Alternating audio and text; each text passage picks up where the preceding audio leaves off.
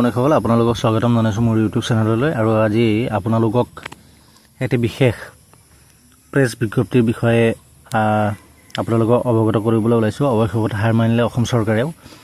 শেহতীয়াকৈ যি আমাৰ CJPৰ প্ৰটেষ্ট হৈ আছিলে, নেট ইউজিৰ যি আমাৰ ৰিফৰ্মছৰ কাৰণে প্ৰটেষ্ট কৰা হৈছিলে, তাৰ আধাৰত তেখেতসকলৰ ডিমাণ্ড আছিল যে আমাৰ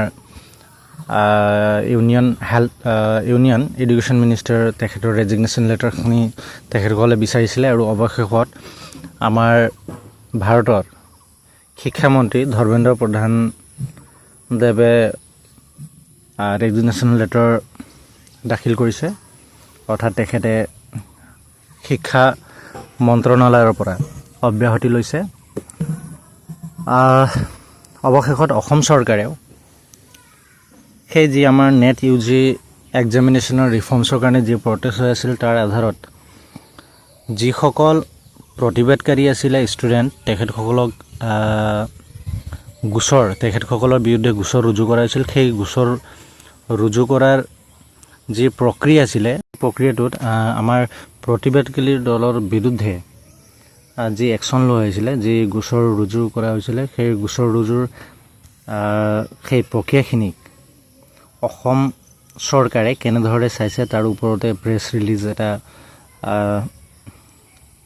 27 জুলাই 2026 তাৰিখে প্ৰকাশ কৰিছে। ইয়াত লিখা আছে, as of 6 PM on 26 July 2026, a total of 5 cases had been registered in the state of Assam in connection with the protests relating to the alleged irregularities in the NEET UG examination resulting in the arrest of 13 persons. অৰ্থাৎ 13 জনৰ বিৰুদ্ধে যি 5টা cash ৰুজু কৰা হৈছিল, সেই বিষয়ে ইয়াত প্ৰকাশ কৰা হৈছে। As regards this cases registered prior to 6 PM on 26 July 2026 after careful consideration of all aspects to the circumstances and the consequent need to strengthen accountability and undertake systemic reforms across the examination and the higher education ecosystem, the government of Assam has decided as follows.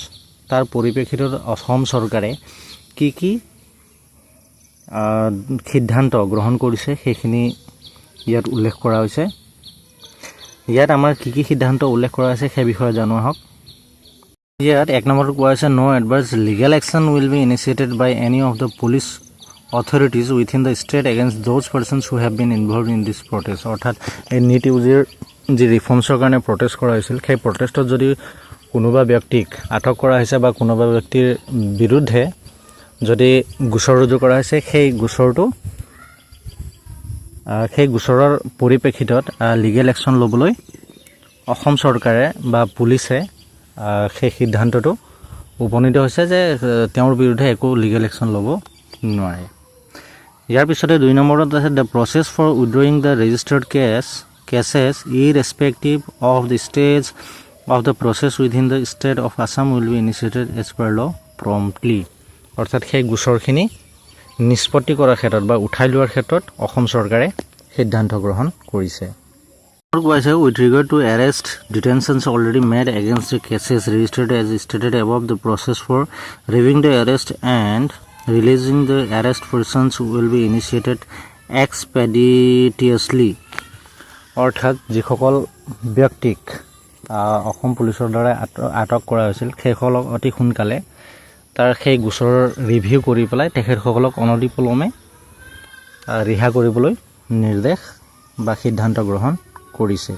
আৰু চতুৰ্থতে আছে, the government does not propose to take any further adverse action against the individuals involved in the protest and the matter shall be treated as closed without any further proceeding on this account. অৰ্থাৎ সেই গোচৰখিনি